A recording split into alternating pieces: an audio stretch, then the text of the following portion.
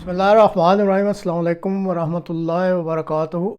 I am Zubair Khan and you are watching my vlog. Mind-blowing talk on Middle East. This is the topic of this program which you are watching.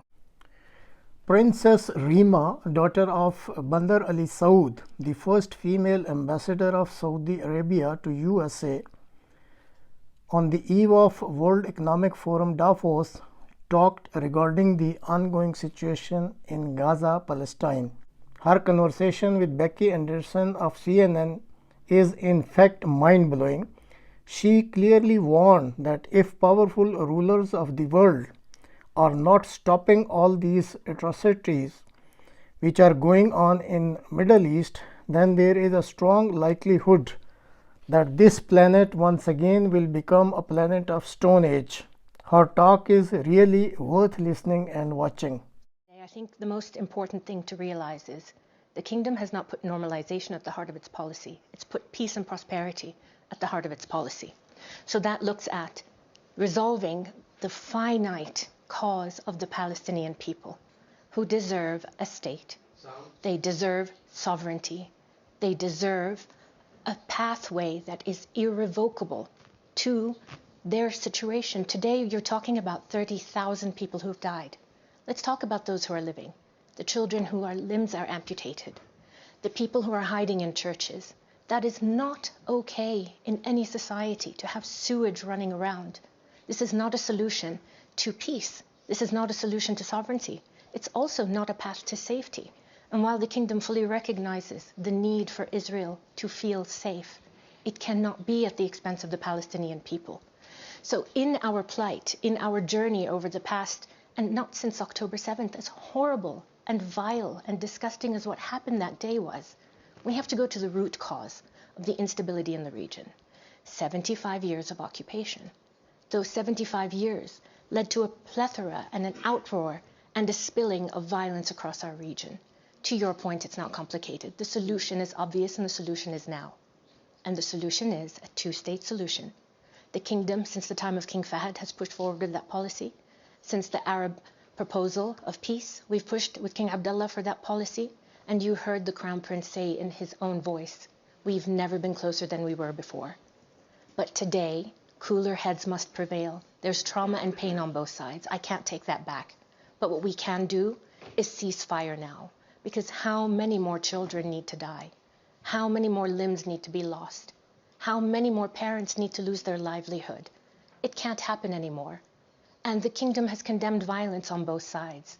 We do not condemn civilian violence in any capacity. It doesn't matter in which country, which people, which faith. At the end of the day, we are human beings. And human beings today must say, ceasefire now. So the kingdom has been quite clear. While there is violence on the ground and the killing persists, we cannot talk about the next day or the day after because we have to solve the immediate. But what I can tell you is the kingdom has continuously extended a hand for peace. But when we look at the other hand, that carries the Palestinian people and statehood for them, and that is a responsibility that we have. And it's a responsibility that we take seriously. And peace means we have, as I said, the kingdom's policy is a finite, irrevocable path that is today for the Palestinian people. That is how we get security. We carry peace, we carry prosperity, we carry safety, and we deliver it through the Palestinian statehood.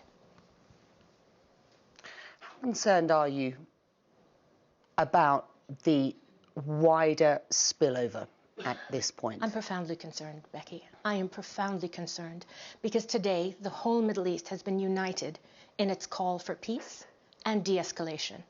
But the longer that this goes on, it is inevitable that either a rogue entity or a mistake will happen that will take us back, and I hate to say it, but back to the Stone Age. It is a hot and volatile area, my part of the world.